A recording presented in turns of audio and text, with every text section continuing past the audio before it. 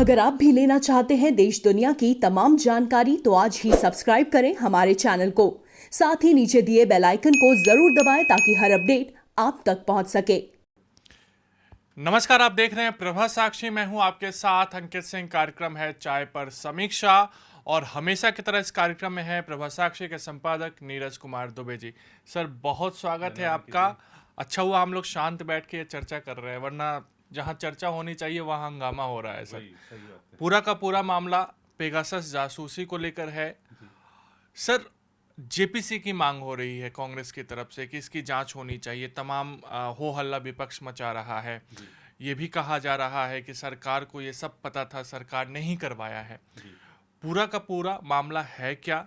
वाकई इसमें सरकार को बेहद ही गंभीरता से जवाब देना चाहिए, और आखिर केवल विपक्ष विपक्ष होने का दायित्व निभा रहा है या गंभीरता भी दिखा रहा है इस मामले में? जी नहीं, देखिए, वाकई में एक तो पहली बात तो ये है कि इस समय जब देश महामारी से उठकर खड़ा हो रहा है तो हमको आगे बढ़ना चाहिए और देश की विकास की राह में रोड़े नहीं अटकानी चाहिए। ये बात सबकी ये जिम्मेदारी है, सिर्फ सत्ता पक्ष की नहीं, सिर्फ विपक्ष की नहीं, सिर्फ राजनीतिक दलों की नहीं, आम नागरिक की भी जिम्मेदारी है। और हम देखें तो ये जो संसद का मानसून सत्र है, इससे देश की जनता को भी बड़ी उम्मीदें हैं, क्योंकि जनता इस समय कई सारी समस्याओं का सामना कर रही है और वो चाहती है कि जो सदन है, दोनों सदन, वो महंगाई पे चर्चा कर लें, सरकार पर कुछ दबाव बना दें तो कुछ चीज़ें सस्ती हो जाएं, कुछ जो वस्तुएं हैं उन पर जीएसटी का जो रेट है वो कुछ कम हो जाए, पेट्रोल डीजल की जो कीमतें बढ़ती जा रही हैं उस पर कुछ राहत मिल जाए। जो जनता है वो चाहती है कि जो महामारी का मुद्दा है उस पर चर्चा हो जाए, तो जो जो लोग मरे हैं कोविड के कारण, उनके जो परिजन हैं उनको कुछ सहायता मिल जाए। हालांकि सरकार अपनी तरफ से कुछ योजनाएं लाई भी हैं, सुप्रीम कोर्ट ने भी निर्देश दिए हैं, लेकिन अगर उस पर चर्चा होगी तो हो सकता है कि सरकार दबाव में आए, कुछ और उनके लिए चीज़ें निकल कर आ जाएं, लेकिन ऐसा नहीं होने दिया जा रहा है। जनता को जो उम्मीदें थी, जनता वेट कर रही थी कि संसद का जो सत्र है कब शुरू होगा, वो टकटकी लगा के देख रही थी। अब टकटकी लगा के जब वो टीवी स्क्रीन पर देखती है तो वहाँ हंगामा है और सिर्फ कार्यवाही स्थगित होने की खबरें आती हैं, आपस में लड़ रहे हैं। अब बात हो रही है कि आपने जैसा कि कहा कि जो संसद ठप हो गई है, अब आप देखिए कि जिस संसद को चलना चाहिए वो संसद नहीं चलने दी जा रही है, उसके सामने किसान संसद लगाई जा रही है। तो आप ये क्या दर्शाना चाह रहे हैं? जो किसान संसद है वो वहाँ पर ही मुद्दे आएंगे और वहीं पर क्या मुद्दे हल होंगे? और ये सब दिखाता है कि किस तरीके से हमारे लोकतंत्र का मजाक उड़ाया जा रहा है। वहाँ पर एक स्पीकर चुन लिया गया है, वहाँ पर मुद्दों पर बहस हो रही है, जहाँ पर स्पीकर हैं, जहाँ पर मुद्दों पर बहस होनी चाहिए वहाँ पर नहीं हो रही है। हमारे जो 17-18 जो बिल सरकार ने लिस्टेड कराए हैं वहाँ पर उन पर चर्चा नहीं हो पा रही है। आप देखिए कि किस तरीके से राज्यसभा, जिसको कि हम बुद्धिजीवियों का सदन भी कहते हैं और मार्ग प्रदर्शक होता है, अब इतिहास भी उठा के देखेंगे राज्यसभा का, तो जो हमारे सदस्य होते हैं ऊपरी सदन के, वो मार्ग प्रदर्शक का काम करते हैं, पथ प्रदर्शक का काम करते हैं। लेकिन वहाँ पर हो क्या रहा है, वहाँ पर से ऐसी घटनाएं सामने आ रही हैं जिससे लोग हक्का बक्का रह जाते हैं और असंसदीय व्यवहार लगातार वहाँ बढ़ रहा है। टीएमसी के एक सांसद ने, वो अगर आईटी मिनिस्टर कुछ पढ़ रहे हैं तो वो कागज़ लेके फाड़ के चेयर पर उछाल दिया। इससे पहले हमने देखा था पिछले ही मानसून सेशन में किस तरीके से राज्यसभा के जो उपसभापति हैं उनके साथ असंसदीय व्यवहार हुआ था, माइक तोड़ दिए गए थे। तो ये सब जो चीज़ें हैं वो जनता उससे अचंभित रहती है, हो जाती है। और स्पीकर जो लोकसभा के, उन्होंने सही सवाल किया है, सामयिक सवाल किया है, जो हंगामा कर रहे सदस्य हैं, कि क्या जनता ने आपको इसलिए चुनकर भेजा है? आप देखिए कि आप सरकार, पहले तो प्राइवेट में होता था, लेकिन अब सरकार ने भी कई जगह कर दिया है कि नो वर्क नो पे। आप अगर काम नहीं करेंगे तो आपको पैसा नहीं मिलेगा। तो आप संसद में काम नहीं कर रहे हैं तो आप भी भत्ते मत लीजिए। आप जितना जो सदन का पैसा बर्बाद कर रहे हैं, जो, क्योंकि एक एक घंटे में लाखों रुपए खर्च होता है वहाँ पर सदन की कार्यवाही में, वो पैसा तो खर्च हो ही रहा है। वो आप चाहे कार्यवाही चलने दें नहीं चलने दें, तो देश को जो नुकसान हो रहा है वो भी भरपाई करनी चाहिए। तो ये एक आम आदमी के मन में उठ रहे प्रश्न है, जिनका जो जवाब है इन जो माननीय संसद सदस्य हैं इनको ही खोजना होगा, चर्चा करके, सार्थक चर्चा करके ही खोजना होगा। और जो संवाद है उसी से ही सब कुछ मसले हल हो सकते हैं। सरकार, अब देखिए प्रधानमंत्री ने सेशन के पहले दिन क्या कहा था, आप तीखे से तीखे सवाल पूछिए लेकिन सरकार को अपना जवाब देने का मौका भी दीजिए। इससे बड़ी बात क्या हो सकती है? प्रधानमंत्री ने आपको आमंत्रित किया है, खुद प्रधानमंत्री ने, सरकार के मुखिया ने आमंत्रित किया है, तो आपको सवाल करने चाहिए। सरकार कहीं नहीं कह रही है कि हम आपके मुद्दों पर चर्चा नहीं कराएंगे, बस ये कह रही है कि आप नियम के तहत नोटिस दे दीजिए और उस पर चर्चा हो जाए। नियमों के जरिए ही सदन का संचालन किया जा सकता है। ये बात कांग्रेस भी जानती है क्योंकि सबसे ज़्यादा शासन उसने नहीं किया है। तो अब नियमों से के विपरीत जाकर तो कुछ हो नहीं सकता है, ये बात हर जगह। लेकिन अब सिर्फ हंगामा ही करना जिनकी फितरत है उनको क्या कहें। दूसरी बात, अब आप देखिए कि ये जो पेगासस वाला मामला आया है, क्यों आया है? ये जो डेटा प्रोटेक्शन बिल आता है उसको लटकाने के लिए आया है। ये कि ये बिल ना आ जाए। अब राज्यसभा में भी उनके पास एक तरह से बहुमत है सरकार के पास, तो क्यों ना कुछ व्यवधान पैदा किया जाए। तो ऐसे बहुत सारी चीज़ें हैं जो ऐसा लगता है कि अब हो सकता है कि जो सत्ता पक्ष की तरफ से आरोप लगाए जा रहे हों उनमें कोई दम नहीं हो, लेकिन विपक्ष की हरकतें उन आरोपों में दम लगता है कि उसमें आरोपों में दम डालती हैं। अब लगता है कि अंतर्राष्ट्रीय, जब जैसे सत्ता पक्ष कहता है कि अंतर्राष्ट्रीय साजिशों का शिकार हो रहा है विपक्ष, अंतर्राष्ट्रीय साजिशों में भागीदार हो रहा है विपक्ष, हमको ये मानना नहीं चाहिए। हम मानते हैं कि देश का जो भी राजनीतिक दल है, देश का जो नेता है वो देशभक्त है, लेकिन उनकी हरकतों से कई बार ऐसा लगता है कि कहीं वो सही तो नहीं कह रहे हैं, कहीं वो आरोप सही तो नहीं है। अगर ऐसा है तो बड़ी बात है। अब राहुल गांधी ने कह दिया कि मेरा भी फ़ोन टैपिंग हुआ है और ये जो भी कुछ हुआ है प्रधानमंत्री की न्यायिक जांच हो जानी चाहिए, गृह मंत्री इस्तीफा दें, और ये जो कुछ हुआ है राजद्रोह है। अब ये राहुल गांधी ने राजद्रोह जिसको संज्ञा दी है फ़ोन टैपिंग को, अगर मान लीजिए कि पेगासस, हमको पता नहीं कि ये हुआ है या नहीं हुआ है, और सबसे बड़ी बात ये है कि जिस कंपनी पर आरोप लग रहे हैं वही कंपनी इसको डिनाई कर रही है कि हमने ऐसा कुछ किया ही नहीं है। तो हम, और ख़ास तौर पे अब आप जो ये एमनेस्टी इंटरनेशनल या और जो लोग भी इस चीज़ को लेकर आए हैं, अब आप देखिए कि इन पर कार्रवाई हुई जब इनको भारत छोड़कर भागना पड़ा था, क्योंकि ये पहले आराम से अपना विदेशी फंडिंग लेते थे। जब इनको बोला गया कि आप नियमों का पालन करते हुए अपना काम भारत में करिए, तो उनको भागना पड़ गया यहाँ से, क्योंकि नियमों का पालन कर नहीं रहे थे ये लोग। अब ठीक है, क्या खींच हो सकती है, क्या चीज़ें जो रहीं उनके पीछे मैं नहीं जाना चाहता, लेकिन आप देखिए कि एक पिछला जो सेशन था, बजट सेशन था, उस समय किसान आंदोलन और वो टूल किट और 50 चीज़ें आई थी और देश को एक बदनाम करने की साजिश के संसद में हंगामा, वो सब चीज़ें चल गई थी। ठीक सेशन के टाइम पे एक कह सकते हैं कि एक दिन पहले ही ये मामला सामने आता है, सेशन वाले दिन हंगामा हो जाता है और हंगामा लगातार जारी रहता है। ऐसा लगता तो है ये क्रोनोलॉजी। हाँ, जो अमित शाह जी ने कहा भी है कि क्रोनोलॉजी समझिए। तो ये लगता है, मैं वही कह रहा हूँ कि हमको मानकर चलना चाहिए कि ऐसा नहीं है, लेकिन वो अपनी हरकतों से ऐसा लगता है कि उस बात में दम भरते हैं वो लोग। तो ये एक चीज़ जो देश की जनता भी देख रही है, समझ रही है। और अब आप देखिए कि ये राहुल गांधी ने जिसको कहा है कि राजद्रोह है, तो जरा इतिहास उठाकर देख लीजिए, जो सबसे ज़्यादा जासूसी, सबसे ज़्यादा फ़ोन टैपिंग किसने कराई है। तो अगर कांग्रेस का इतिहास, जो अगर आपको, जो फिल्मी डायलॉग भी है कि आप जिनके घर शीशे के होते हैं वो दूसरे घरों में पत्थर नहीं मारते, तो आप जरा इतिहास उठाकर देख लीजिए। तो अब अगर राजद्रोह को कह रहे हैं तो राजद्रोह तो सबसे ज़्यादा केस आप पर बनते हैं, आपकी पार्टी पर बनते हैं।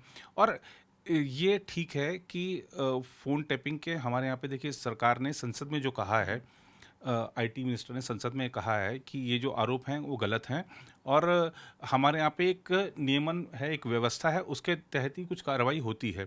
तो संसद में जो सरकार ने कही है, जब कांग्रेस की सरकार में संसद में उसने जो कहा है, हमको देशवासियों को यकीन होना चाहिए उस पर, क्योंकि हमारे संविधान में उल्लिखित है कि जो संसद में सरकार कह रही है, जो बात कह रही है वो बिल्कुल सही है, और अगर सही नहीं होती है तो उस पर उसको जवाब देना पड़ता है।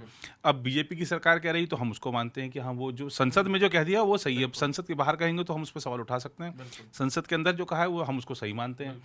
अब सरकार ने कह दिया संसद में कि नहीं, ये आरोप गलत हैं, और आपने ये फिर भी सवाल उठा दिया कि नहीं, आप न्यायिक जांच होनी चाहिए, और 50 चीज़ें आप कह रहे हैं। और लेकिन आप ये देखिए कि वो जो कंपनी है, मूल कंपनी है जिस पर आरोप लग रहे हैं, और अगर किसी की फ़ोन टैपिंग हुई है, किसी की अगर जो हुई भी है, तो पहली बात ये है कि हर सरकार, दुनिया की हर सरकार के पास ये अधिकार होता है कि वो राष्ट्र की सुरक्षा के हितों को ध्यान में रखते हुए निगरानी रख सके। बिल्कुल।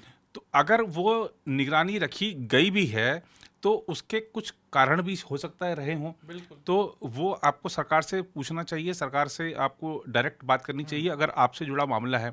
लेकिन मैं अपने से जुड़े मामले के लिए पूरी संसद बाधित कर दूंगा, ऐसा नहीं होना चाहिए। बिल्कुल।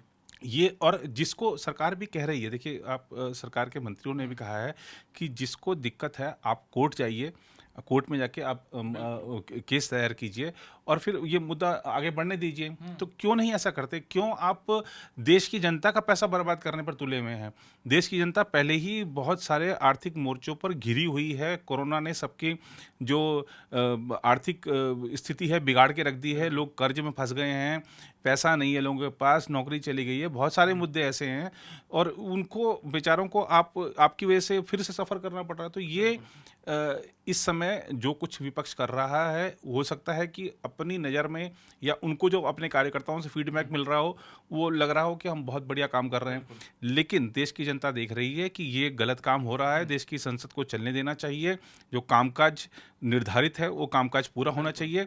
जनता के मुद्दों का हल निकलना चाहिए। जनता की समस्याएं और नहीं बढ़नी चाहिए। बिल्कुल। लेकिन सर आपने बात किया कि संसद में जो सरकार कहती है वो वही कहती है जो सच होता है।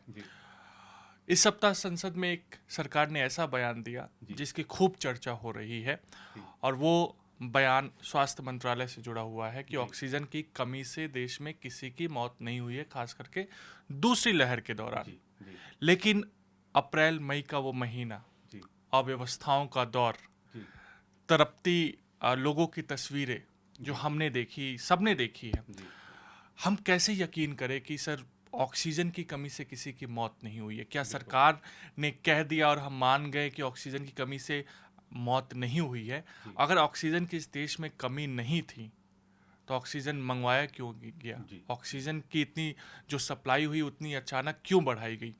जाहिर सी बात है कुछ तो अव्यवस्थाएं थी। नहीं, बिल्कुल इसमें कहीं कोई, देखिए ये स्वीकार करने में सरकार को भी कोई गुरेज नहीं होना चाहिए कि दूसरी लहर की तैयारी नहीं थी और दूसरी लहर एकदम से ऐसा व्यापक रूप ले लेगी, इसकी कल्पना भी कोई नहीं कर सकता था।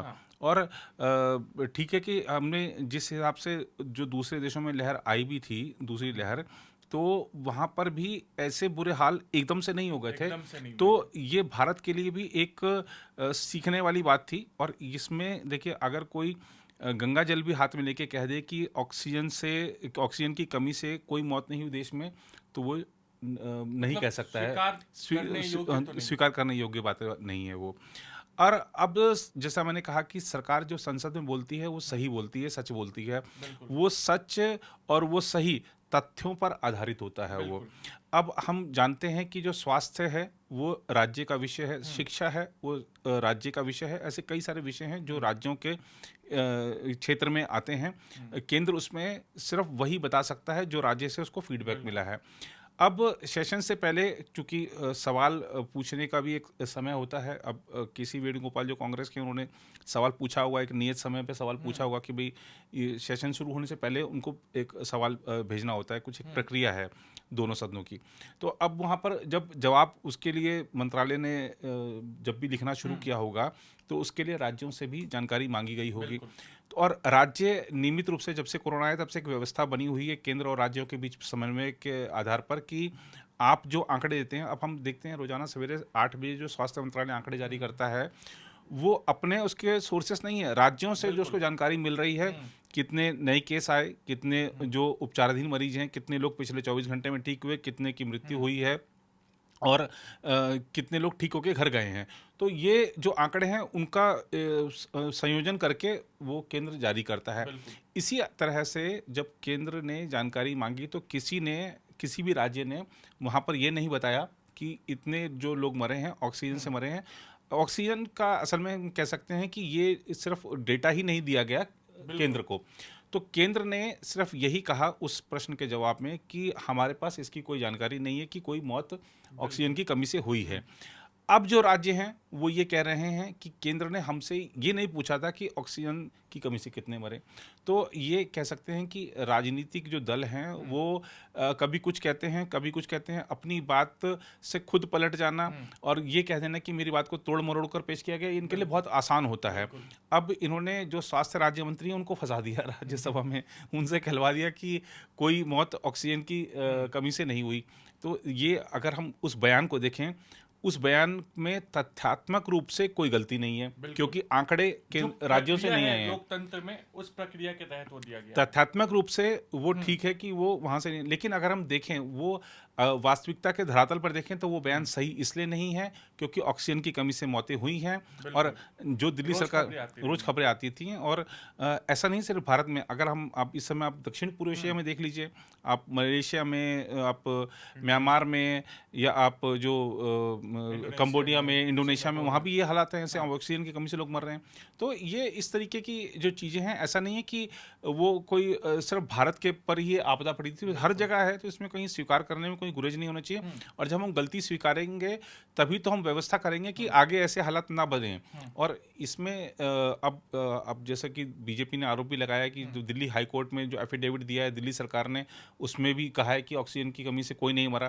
तो फिर अब ये किस तरह से कह रहे हैं? तो ये देखिए, ये सारा का सारा राजनीतिक खेल है, ये एक दूसरे को उलझाने का। लेकिन ये बात सही है कि देश में ऑक्सीजन की कमी से मौतें हुई हैं, लगातार हुई हैं अप्रैल मई में। लेकिन राज्यों ने क्योंकि रिपोर्ट नहीं किया केंद्र को कि ऑक्सीजन की कमी से कितनी मौतें हुई हैं, इसलिए केंद्र ने वो आंकड़ा नहीं रखा है। वो उसको कह सकते हैं कि वो उसका प्रस्तुतिकरण थोड़ा गलत ढंग से हो गया है। बिल्कुल। लेकिन अब तक ये भी देखना होगा कि विपक्ष द्वारा शासित राज्यों ने अब तक तो नहीं बताया है कि हमारे राज्य में इतने आंकड़े ऑक्सीजन की मौत से जो मृत्यु हुई है उसके आंकड़े ये हैं, अब तक तो नहीं बताया है। उन्हें बताना चाहिए था। अगर केंद्र सरकार कहती है कि हमारे पास कोई आंकड़ा नहीं है तो आंकड़ा लेके आते हैं। क्योंकि स्वास्थ्य, आम आदमी को ये पता नहीं होता है कि ये जो स्वास्थ्य है या जो शिक्षा है या जो और बाकी चीजें हैं, लैंड है या पुलिस है, ये राज्य के विषय हैं।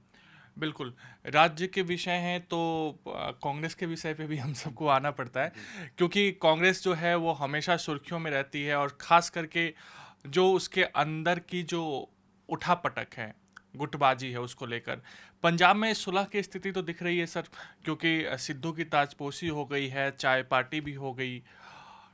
राजस्थान में क्या कुछ होगा ऐसा ही कुछ? हाँ, नहीं, पर उसमें अजय माकन का भी जो वो रिट्वीट था उसको संदर्भ एक पत्रकार का उन्होंने रिट्वीट किया उसमें।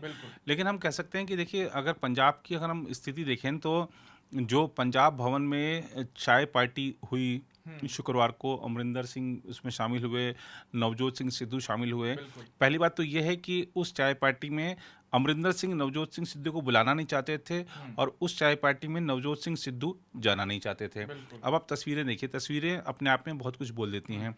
वो दोनों में खिंचाव साफ नज़र आ रहा है कि ठीक है, लेकिन पार्टी आला कमान ने चूंकि ये फोटो खिंचवाने के लिए ही चाय पार्टी रखवाई थी कि एकजुटता का संदेश दिया जा सके। तो ये चाय पार्टी उसलिए हुई, ठीक है, कि पंजाब कांग्रेस अध्यक्ष पद का जो भार संभाल रहे थे सिद्धू, तब भी अमरिंदर सिंह वहाँ पर मौजूद रहे, एकता का संदेश दिया। लेकिन पंजाब कांग्रेस में चल क्या रहा है ये सबको दिख भी रहा है, वहाँ पर चल क्या रहा है। अभी असली लड़ाई तो तब होगी जब टिकटों का बंटवारा शुरू होगा।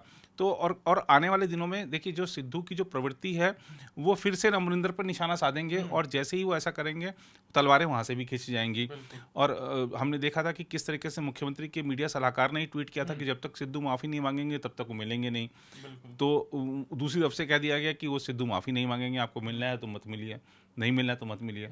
तो इस तरीके की चीज़ें जब चल रही हैं, लेकिन पंजाब में ये जो कुछ भी हुआ है, इसमें ये मामला कांग्रेस आलाकमान यानी गांधी परिवार के लिए बहुत महत्वपूर्ण इसलिए है क्योंकि पंजाब में खासतौर पे अमरिंदर सिंह की ऐसी छवि है कि वहाँ पर सरकार भी वही है, पार्टी भी वही है।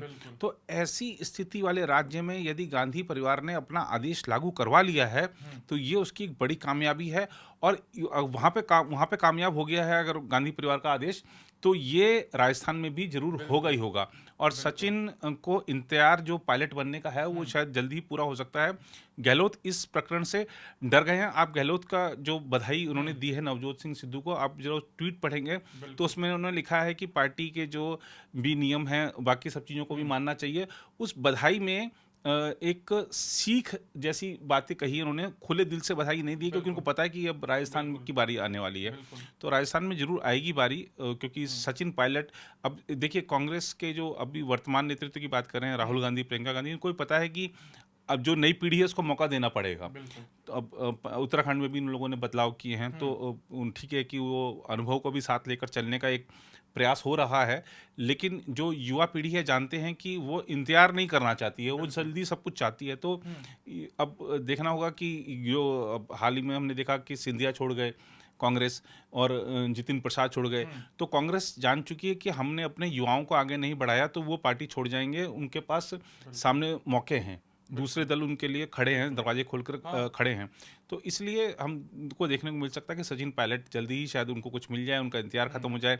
हो सकता है उनको वापस डिप्टी सीएम मिल जाए, हो सकता है उनको वापस डिप्टी सीएम के साथ साथ प्रदेश अध्यक्ष बना दिया जाए। ऐसा भी कुछ व्यवस्था हो सकती है, देखना होगा कि क्या। लेकिन एक ये भी जो खबर आ रही है कि सोनिया गांधी 2024 तक अध्यक्ष रहेंगी और सचिन पायलट जैसे जो नेता हैं जो खास करके जमीन पे पकड़ भी रखते हैं और संगठन भी अच्छा चला सकते हैं, उनको उपाध्यक्ष बनाया जा सकता है, जिसमें 3-4 जो पंजाब वाली पॉलिसी है कि आप एक अध्यक्ष बना दिया, आपने 4 या 5 उपाध्यक्ष बना दिया, वो लागू हो सकता है। तो 2024 तक कांग्रेस की अध्यक्षा सोनिया गांधी ही रहेगी, ऐसी खबर है। क्या आपको लगता है ऐसा? देखिए मेरे को इसमें कोई संशय नहीं है कि जो कांग्रेस की कमान है गांधी परिवार के पास ही रहेगी। हो सकता है वो सोनिया गांधी हो सकता है राहुल गांधी वापिस आ जाए, हो सकता है प्रियंका गांधी आ जाए। उम्मीद यही है कि शायद सोनिया गांधी बनी रहेंगी क्योंकि G23 को राहुल गांधी के नाम पर आपत्ति है। और प्रियंका गांधी को इतनी जल्दी कमान सौंपना थोड़ा मुश्किल इसलिए नजर आता है क्योंकि उनका ध्यान अभी यूपी चुनाव पर है। तो हो सकता है कि सोनिया गांधी को निवेदन किया जाए कि आप ही अध्यक्ष बनी रहें और कुछ युवाओं को कई सारे उपाध्यक्ष बनाए जा सकते हैं, कई सारे और महासचिव बनाए जा सकते हैं। सचिन पायलट की जहां तक आपने बात करी है, मुझे ऐसा लगता है कि शायद वो दिल्ली आने से इनकार करेंगे क्योंकि अगर एक बार वो दिल्ली आ गए तो राजस्थान में उनके लिए लौटना थोड़ा और मुश्किल हो जाएगा। तो ऐसा मुझे लगता है, देखना होगा। लेकिन राजनीति में कुछ भी कह नहीं सकते कि कुछ भी फिक्स होता है, वहाँ पे राजनीति संभावनाओं का खेल है। संभावनाएं रोज बल्कि हर घंटे हर मिनट नई नई बनती रहती हैं। बिल्कुल, तो राजनीति संभावनाओं का है, यहाँ कुछ भी परमानेंट नहीं होता है। समय समय पर परिस्थितियाँ और चीज़ें बदलती रहती हैं। हमारी टीम, भारतीय टीम जो ओलंपिक खेल रही है, उनके लिए बहुत शुभकामनाएं हम सब की तरफ से। और फिलहाल आज के चाय पर समीक्षा कार्यक्रम में इतना ही। अगले सप्ताह फिर आपसे मुलाकात होगी। तब तक के लिए मुझे यानी अंकित सिंह और प्रभा साक्षी के संपादक नीरज कुमार दुबे को दीजिए इजाज़त। नमस्कार।